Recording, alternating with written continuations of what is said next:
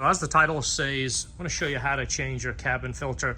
This is an S2000 CR, but it's the same procedure on all your S2000s, CR or none. First thing we're going to have to do is to remove the wiper arms. Now this is the easiest with the hood up. As you see, we have access to both of those nuts right there. They're both 14mm nuts. I would pay attention to the orientation of the wiper arm, just so you put it back in the same position. That way the full sweep is in the same spot as it is right now. It's going to give you plenty of room if you use a ratchet, a 3-inch extension, and a 14mm socket.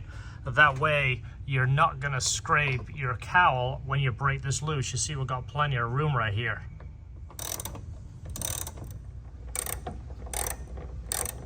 You're going to remove the nuts and be careful not to lose these. They are a specialty nut. They're not just a regular 14. So once you remove both of these nuts, you're going to leave the arms in position. Don't change it at this point. So you're going to close the hood, then these arms here. I'm going to show you a little trick. This is something you got to be careful that you don't contact this paint right here. If the wiper is in the correct position, it will have a gap right here. If this is too far down, when you lift this up, you can damage the hood, so pay attention to that, especially the one on the passenger side. So we're going to lift this arm up right here. You see it has plenty of room to clear, and then what you're going to do is get this arm and rock it back and forth ever so gently, and it'll come loose from that spline. See that?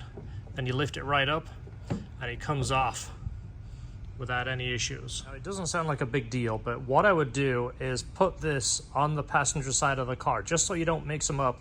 If it takes you a little time to do this, if you put these side by side, they both kind of look the same, and you'll be having to install them and figure out which is which. So put it completely away from the other one so you don't mix it up. Same goes for the one on the driver's side. Again, keep it on the driver's side of the car so you don't mix it up.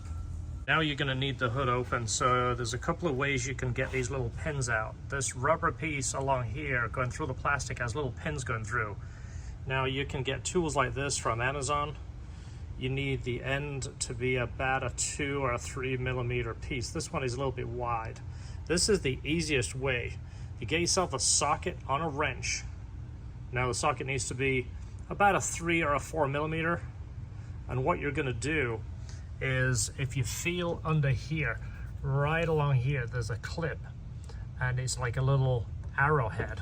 Now I'll try and do this one-handed. You're going to place this over this clip right here and push up on it, and then this plastic will release. You see that?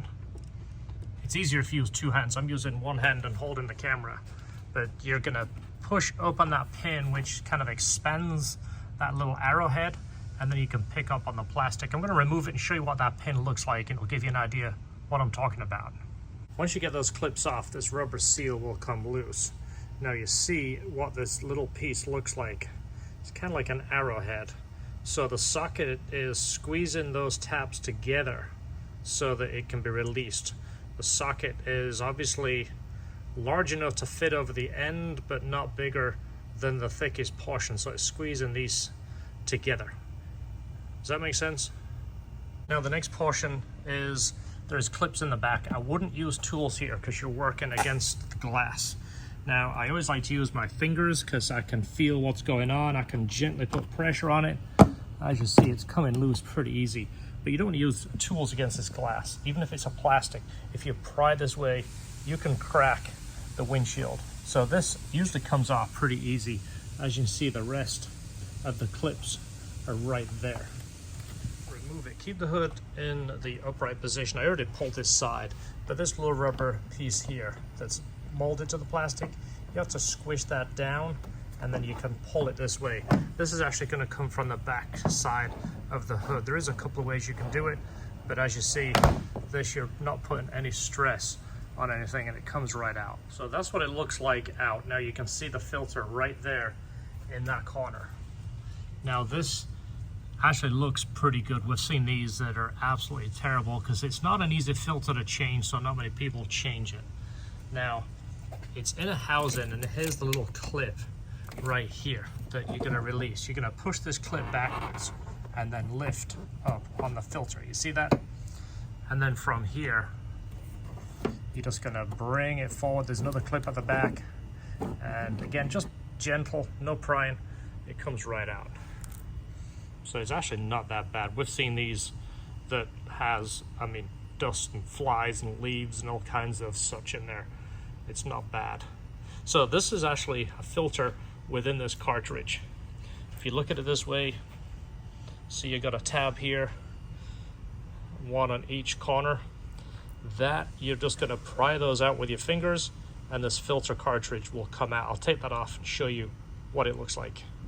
Once you remove the clips, this is what it looks like. It's just a snap-in piece. It's pretty easy, but this is the orientation. If you're going back and looking at this video, this is the way it goes back in. You can see the foam seal right here. You can see the little flange.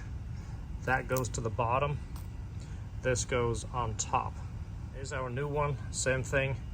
Foam to the bottom with the flange on the bottom. And this is gonna go right over the top and clip in just the same way as the old one came out. This is assembled. Now this is the tricky part. It's not hard, it's just tricky. It goes back in the same orientation. Now you see this little tab over here. Pay attention to that because it is gonna fit inside a slot. Right, so if you look down there, you see that little tab right there. I'm gonna put an arrow on it. That little piece on the housing has to go under that. Then the whole thing will go down and snap in. So there it is, it's snapped back in position. You can always double check you've got it right by pulling up on this and lifting to make sure it doesn't lift at that end. If that tab goes above that piece, pull it out and gradually work it in. Once it goes in the right position, it snaps right in.